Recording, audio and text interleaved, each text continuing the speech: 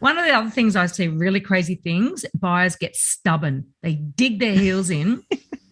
They sort of dig themselves into a corner, and then it's like, okay, now what are you going to do?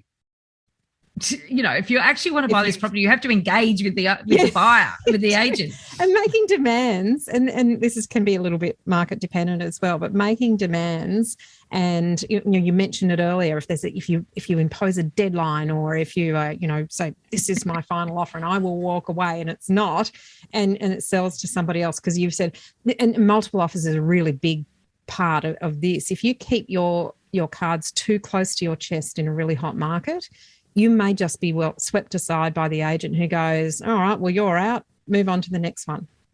Actually, demands can be effective in the right situation with the right set of circumstances, but where there's lots of other people and there could be, someone come in with I really like this, tell me what offers, and they're more engaging and they're more prepared to be part of the process, then you may well be swept aside if you become so stubborn that no one wants to deal with you. You become unpopular. And then the agents tar you with that brush. Yeah, they know you. Next time you go to an open house and you walk in and you might be finance ready and you can afford it and everything, and they're just potentially going to look at you and go, tire kicker, time waster.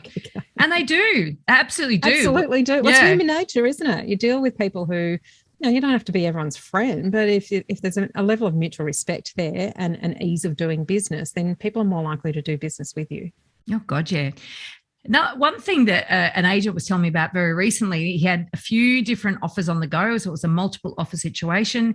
And of course, you got to remember, when you're a buyer, you've got no idea what's going on. You don't know whether the agent's telling you the truth or not, but the agents don't always know when the buyer's telling the truth. And sometimes the buyer doesn't know what they don't know, back to what we're always talking about here. And so this particular situation, he was like ropeable because it was competitive and they got the highest price out of buyer. And he went, right, now I need you to deliver me that signed contract, and in New South Wales, a 66W certificate to waive the cooling off period and your deposit check or transfer the funds or whatever, however you're going to pay your deposit. And the buyer then went, what do you mean unconditional? What do you mean 66W?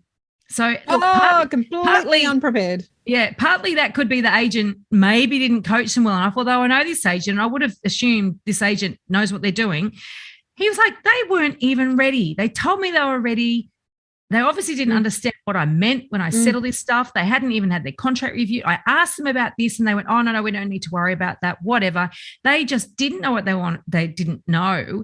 And then the agents got egg on their face. So this is something that, no wonder sometimes agents hate buyers, and quite often, in fact, agents hate buyers. And that's the point, isn't it? Because if you're entering into a negotiation of such substantial amounts of money with such big impacts on multiple people's lives, we're talking about a seller, an agent, a buyer, and other buyers that are missing out. And other buyers that are missing out, exactly. And you haven't actually got yourself into a position, there is a risk that agent may lose those other buyers if they tie a property up to you in a process, which then puts them in a very, very difficult situation with the seller.